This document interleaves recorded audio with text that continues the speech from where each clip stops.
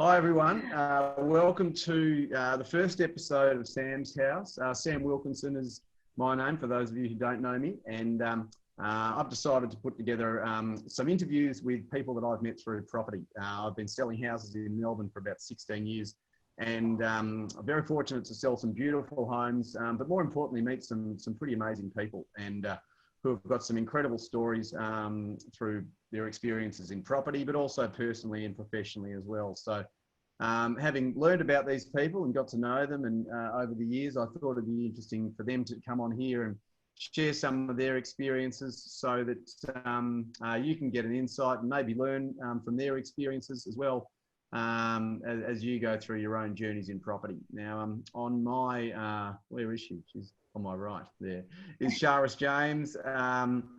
Charis is one of my favourite all-time clients and friends, I must say, as well. Her and her family are one of the loveliest families I've had the good fortune of meeting over the journey. Charis specialises in interior design, and architecture for that matter. And I've sold several properties for her and the gang over the years. Charis and her husband Steve, kids Candy and Tessa, Tessa's husband Nate, and their 2-year-old Charis, is that right? Yes, 2-year-old Saint. 2-year-old Saint as well. So yeah, so great family, and I've got to know them over the years. Just to give a bit of background on Charis, and I will let her talk. I know I'm doing a lot of talking at the moment, but her business is called AKI Design, I should say, and they specialise in interior design and architecture. And as a part of that, over the years, they've gotten into their own projects as well, as far as renovating and redesigning tired and rundown houses. So yeah, I thought Charis would be a great place to start. She's had a really interesting, successful journey over the years.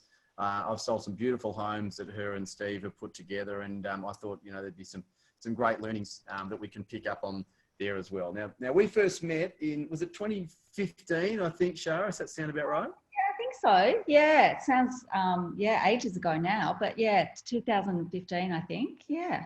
So Charis gave me a call, didn't you? You were looking to sell your house in Hawthorn in Kincora Road. And folks, that was an amazing property. It was a red brick Edwardian family home. And I'll never forget walking into that and just being blown away by the extension. I mean, it was a charming home at the front, but the huge family room extension at the back that they'd added on, and then this brilliant entertaining area with the deck and the pool.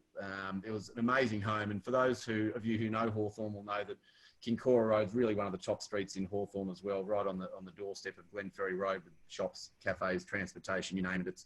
It's really in the most popular precinct of Hawthorn. So it was a beautiful home. I mean, Charis, looking at that house back then, a lot of people would ask, you know, why you would sell something like that. I mean, that was a beautiful home. Firstly, do you miss it? I mean, that was what an amazing house you created there. Yeah, I do miss it sometimes. I guess for me, when I design a home, you know, I sort of always have, I always have the thoughts behind me to actually, you know, resell it. So, but I do miss it at different times. Yeah, it was a beautiful family home, and like you said, it was in a fantastic, you know, position. But it was definitely time to move forward to a new project. That's for sure. Yeah. Yeah. And I guess just going back to the start of that, I mean, it looked, I did a little bit of research online and looked like it was 2005 that you bought that house. I mean, when you bought that home, did you see the potential in it back then, or was it just that you just thought it was a lovely old house? No, definitely saw the potential. We moved from Park Orchards, which is, for those of you who don't know, it's about 20k out of the city, and our girls were going to MLC. So we wanted to get closer in. I didn't really know that much about Hawthorn. In fact, I didn't even know really much about Grace Park at all. I didn't know how prestigious it was and that sort of thing. But I definitely knew when I saw that house that it had some potential. It had a beautiful block. And as it was actually quite a big home. People that were the vendors had actually extended a little bit themselves, but yeah, it definitely had all the potential that I was looking for. Amazing, amazing. Yeah. No, well, it was a stunning house. What you did was a credit to you, and Oh, thank you. one of the more beautiful houses in that around that Grace Park estate. Now we have to be careful if we say Grace Park estate. I don't know if I mentioned this to you, Charis, because apparently King Claw Road isn't in the Grace Park estate, and people around that area are very particular about that. That was a lesson for me recently that I learned, but I think everybody knows where we're referring to when we say it. There's the Grace Park and the tennis courts, which are right close by, but Okay. that precinct is very popular. But yes, I was reminded about that recently. Right. Oh, I didn't know that at all. Oh, well, lucky people didn't know that when we were selling the house. No, we might have got into some trouble. Yeah. So just going back a few steps, I mean, in terms of you obviously now got the background in the design and the architecture. From a professional perspective, where did that journey start for you? How did you find yourself in the interiors world? Well, I get from a professional point of view, it started probably back in 2001 maybe. But I guess apart from that, it started way before that, like as a child and growing up in a very creative family. My dad was an engineer and inventor, and mum was, she wasn't qualified as a designer, but she certainly had a lot of natural flair in fashion and all of that. And my grandma was a fashion designer, and I've got artists, and so I've definitely got that in me. But I guess it wasn't until my husband and I first bought our first house that I found that how much I actually enjoyed it, and I was actually, really good at it. Because fashion, I'd always loved fashion. So it's directly sort of translated. And and then I decided that I wanted to actually get some qualifications behind me. So I was probably about 22 then. And I did a diploma. There wasn't a lot available then. So diploma was about it, unless, you did an actual university degree. So I did that in interior design and decoration. And sort of worked with that for probably 10 years. And then I actually decided that my love was a lot about the architecture and the spaces themselves, not so well as the decoration and all those other layers. But I really loved the creating the space and the light and those sorts of things. So I went back and I actually got my degree, my honours degree in interior architecture. So that sort of started me on a bit different a journey. And I definitely, I was able to put a lot more of myself and that knowledge into the projects that we were doing as well. So yeah, that's my journey in a nutshell. Yeah. And just, you mentioned that first property that you bought. I mean, can you tell us a bit about that? Was that just something, I mean, at that stage, it sounds like it was probably fairly early on with your career. So were you just winging it? Can I say it, put it that way back then? Or how did you go about improving that home? I guess I was winging it now that I think about it. But I kind of knew what I was doing as well. I always had a really strong sense of design and colours and a confidence in my decision making as well. So, and it helped having a husband that couldn't visualize anything. So I was sort of it. But yeah, that first property, we were only 22 because I got married quite young, and we bought an old rundown timber property in Croydon, and it was on this massive block. We would have liked to bought in Carlton, but unfortunately our funds didn't extend to that sort of thing. So yeah, we ended up in Croydon of all places, and so I did that place up completely, and then we subdivided and we built a unit on the back. And my dad, who was an engineer, he actually helped build that with Steve and my husband, and I did that up as well, and we sold both of them, and that's how we bought half an acre in with another old house in Park Orchards. Yeah, and then we Wow. put that down about 8 years later and built a brand new house. Fantastic, Yeah. fantastic. And just looking at the family side of things as well there, because to me that sounds like you're moving around and doing up houses and these sort of things. And I know, you know, your two daughters, you know, they're very active and ambitious, and sounds like both you and Steve are very busy with what you're doing and trying to update where you live at the same time. I mean, how did you go with that, managing all of those balls in the air at one time? I mean, it sounds like we moved a lot, but we actually stayed quite a while in Park Orchards, and that was Mm-hmm. probably when the girls were very young. Tess was born when we were in Croydon, but she was only very young then, and started school when we moved to Park Orchards. So a lot of those growing years were done in Park Orchards. So we were there for probably 14 years. Mm-hmm. And that's counting the old house for 8 years and then building the new one. And yeah, we sort of did things the other way round, where people sort of stayed for the whole length of their children at high school and then kind of moved on. But we always like to do things a little bit differently. Yeah.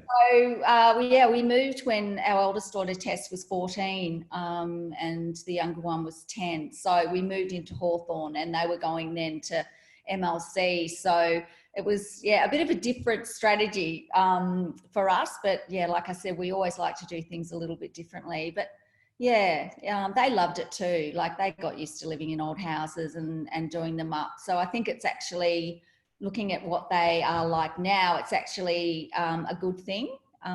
Yes. Yeah. Tell us a bit about that. How do you mean by that? Well, I know just from my older daughter, she sort of likes to get properties that she can actually find, because, well, I suppose it's because I'm always saying it to her, but, you know, it needs to have potential so that you can actually,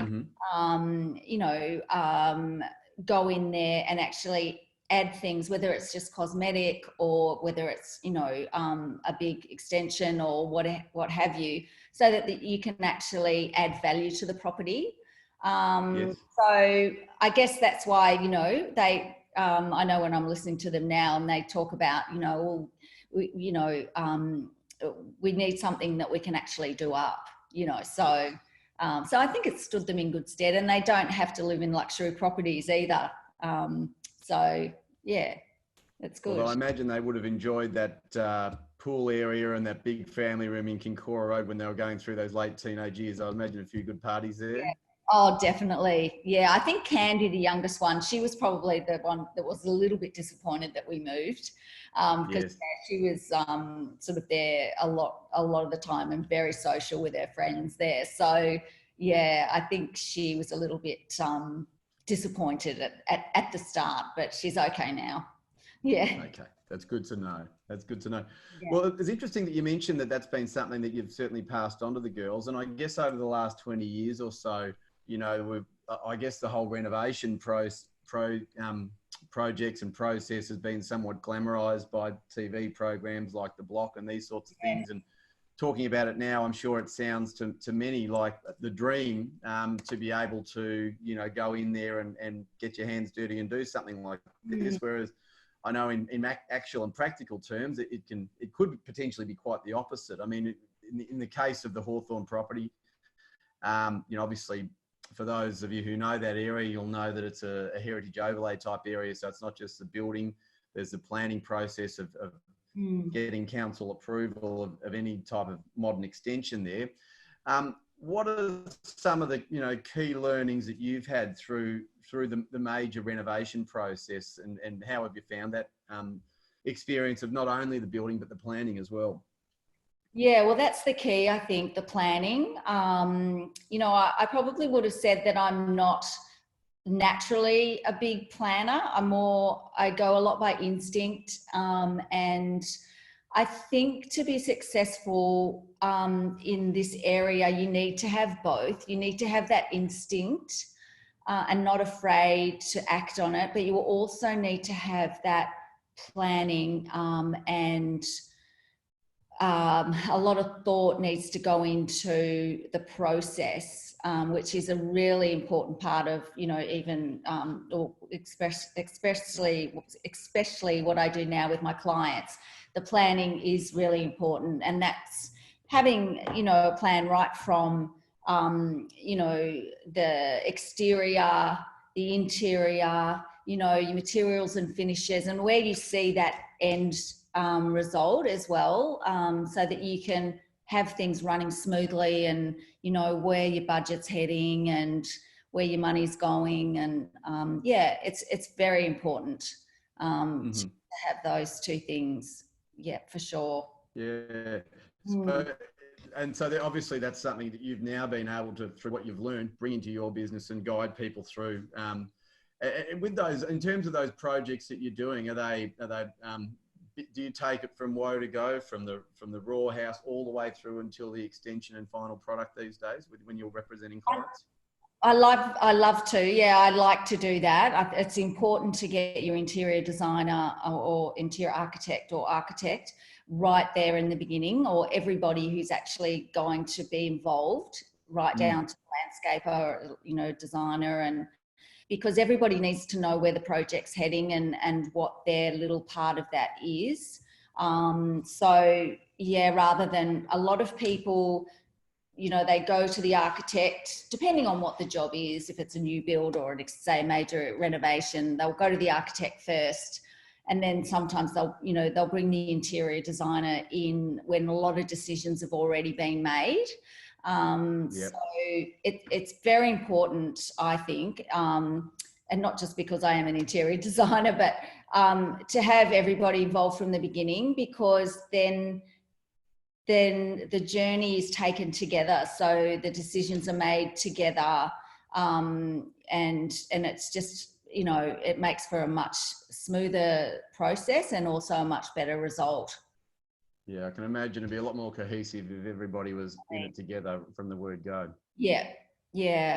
So, you know, because like I find that, you know, I have a lot of experience in just, well, life generally, but particularly in design and the, you know, the process, and experience is just something that you can't buy, or, you know, definitely when you're younger, you don't have that. You make those mistakes like I did, and like everybody does. Yeah, they can be costly, that's for sure. Yeah. So no, that makes a lot of sense. Just coming back to your next project. So we brought you up to speed with Hawthorn, and then the next property, I should say, after that was a 2-story penthouse apartment that you did a restoration or refurbishment on. And I must say, once again, when you called me in to look at that, I was blown away from where you'd taken that from start to finish. I mean, you touched on it before. It's a mix of sort of gut feel and planning, but walking into that place for the first time, can you take us through, is it something that you look at it straight away and you go, yes, I can see what I can do with this?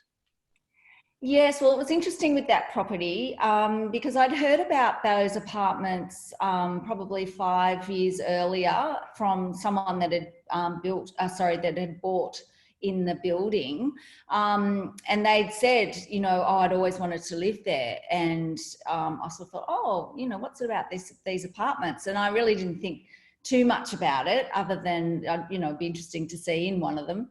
And then like 5 years later, what have you, as we were in that process of selling Hawthorn, one came on the market, and it was one of the 5 penthouses that sit on the very top. And, you know, they've got beautiful views across the Yarra and sort of to the southeast of Melbourne. So, yeah, I thought, oh, I'm going to go and have a look at one of those, because, you know, the price was reasonably, you know, definitely in our range. So I did. I went and had a look, and I thought, oh wow, like, oh, I don't like the teak wood, and I don't like this about it. But I think first of all, my instincts just said, wow, this could be like, this is like a New York apartment. It's got so much potential. The windows are amazing.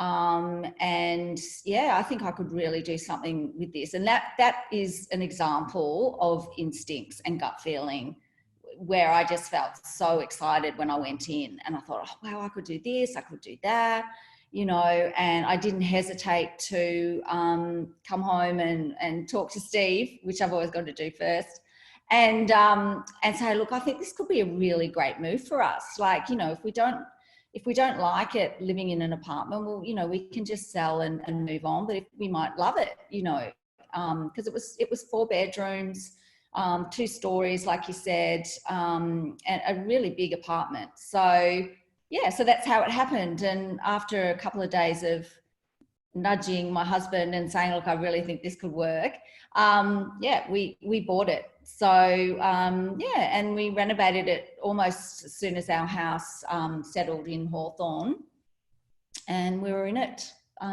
sort of by September or October or something. So yeah, and then we sold it 4 months later. You did, yes, Yeah. yes. No, I remember that part. But no, it was an amazing property. I mean, I was familiar with them myself as well. And for those of you around Hawthorn, it was in the Wallen Road, behind the old tram sheds, which was an incredible apartment. And having seen the original design of those properties, and then walking in, and it truly did capture that, dare I say it, New York warehouse style, with the lovely wrought iron staircase and huge open, highlight ceilings and big windows. And Yeah. it had a feel of anything unlike you see really around Hawthorn these days, in particular because of those ceiling heights. A lot of the modern apartments these days, whilst they can offer excellent floor space and views, they just don't have that sense of space that you can get by such dramatic ceiling heights. So it was a real winner. Yeah, it definitely had all those elements for sure. Yeah, no, I could have seen myself there very easily. I thought that one. Bachelor pad, Sam. Now, at the moment, your current project is in South Yarra, and obviously, as you're saying, you're still running, or obviously running the AKI business at the same time. Yeah. I know we spoke about this a few weeks ago, but with the present situation in terms of COVID-19 and all the challenges that's bringing into everybody's business, really, how has that impacted on you? And you know, what are you sort of doing to adapt? Is it an easy thing to adapt to, or is it challenging? How are you finding that experience? Well, I've just recently, sort of in the last year or so, rebranded my company, more in line with interior architecture. So from a professional point of view, I'm sort of heading not away from high residential or renovations, because it's always something that, you know, I love and I've had a lot of experience doing, but into a more commercial hospitality space. So, and that sounds easier than it actually is. So I've had to do a lot of building, and I've gone into the world of social media and really honed my Instagram accounts. And but for this actual period, I've been looking at sort of a different way of approaching things in terms of online consultations, and trying to aim at people who now find themselves at home in the residential space and might need to, you know, have a new office, or, you know, thinking about things around the home that they might want to do. So I guess that's something that I have adapted. Otherwise, all my bespoke projects and things like that for clients are still running as usual, but they're just online. All correspondence is online. So yeah. So, and I have got an office in Collingwood, which I've only had for probably 6 months now. So before that, I worked from a home office. So it's actually, I'm back home again in my home office. Well, you know, in the unrenovated house. But yeah, so that's changed because I've got a really great space in Collingwood. So I'm really looking forward to getting back there. And driving the business sort of forward in that direction. I bet you are. I bet you Yeah. are. Yes, we're all. Well, as you can see, this is my office at the moment, so looks a little bit different than it normally would. A bit tidier. Yeah, a bit tidier. Correct. Yeah. Um, actually, just on that, I mean, obviously, everyone's sort of spending time at home at the moment, and you know, a nice segue actually, because I'm sure a lot of people are spending time at home and looking around the house, and there's that odd job that they think they might have done, or they're thinking, oh well, maybe we could do some works here, or I mean, I know Bunnings is still open, so with all the social distancing measures in place, but I mean, from a home improvement or a DIY sort of thing, Charis, is there any sort of advice on, I guess, achievable and affordable projects that you'd be recommending that people consider doing at the moment when they've got a bit more time on their hands at home? Yeah, I mean, there's always things that you can do to make your space feel a lot better, and especially because we are spending so much time at home these days. It's our office, it's our home, it's where we have family, and a lot of people have still got kids at school, and they're homeschooling them and all of that. So you do spend a lot more time at home, and so you want to, sort of make the spaces feel inviting. And often when you're there a lot, you like to change things up a bit. And there are a lot of things you can do, just easy things, like soft furnishings, or, just take a room that you've always, you wanted to do up, and, put together, a few Pinterest sort of images of things that you like, and it would include painting, painting the room, maybe a new light fitting, a rug, or, there's a lot of furniture places as well still open and delivering, and all of that kind of thing. So sometimes it's just little things. It could be cushions, or, it could be a new piece of artwork, and just to change the space up a bit so the atmosphere is, better. And you just, sometimes need a little bit of a uplifting, vibe in the house. I mean, I know I'm always doing things like that when I'm actually in a home that's finished. Yep. Yeah, that's probably why I get up and go to another property, because I'm always wanting to do something to to sort of Juice it up. improve things. I don't know. What are your favourite stores that you look at for the soft furnishings and the rugs? And you mentioned those. Are there some ones that you sort of think are good go-to ones that really hit the mark? Yeah, no, definitely. I mean, it depends on your budget, but with your budget, it's always good to sort of have a figure that you've got in mind that you don't want to spend over, and look for, the most important, piece in that budget. And for a lot of people, if it's a lounge room, it might be a sofa, or if you've got a really great sofa, you might just want to get a really great rug. You want to change up the rug. So looking at the sort of the pieces that are probably ones that you want to get better quality, as the ones that you actually might spend a bit more money on. But there are, look, the amount of times that I want to sort of grab a couple of cushions, or, even for a client space that I'm actually photographing or whatever, Church Street in Richmond is probably the best go-to for a range of things. And yeah, like there's numerous rug places, all different price points, furniture the same. You go from space, polyform, down to sofas are us, or Voyager. I mean, Voyagers are really great. They have a good range of furniture and different price points as well. So they're probably a good go-to, and they have a range of artwork and cushions and things like that as well. Yeah, and you can just pop into the stores, and they're always different. So that's probably my go-to, unless I'm actually specifying for clients, and I still might go down there, or look at what they've got, but it's probably a bit more of a process with the clients. Yeah. Absolutely. No, there's a heap of them down there, aren't there? There's just so much variety along Church Yeah, Street. So yeah, I'm sure she'll be able to find something good down there. yeah. And if not, of course, and if they need some professional guidance, I gather AKI is a good company to get in touch with, Charis. Definitely. Just hop on my website. I'm just zhuzhing it up at the moment, so it should be up and running in the next few days. So I've got links to my packages that I'm offering, online packages just for one room. Like you were just saying.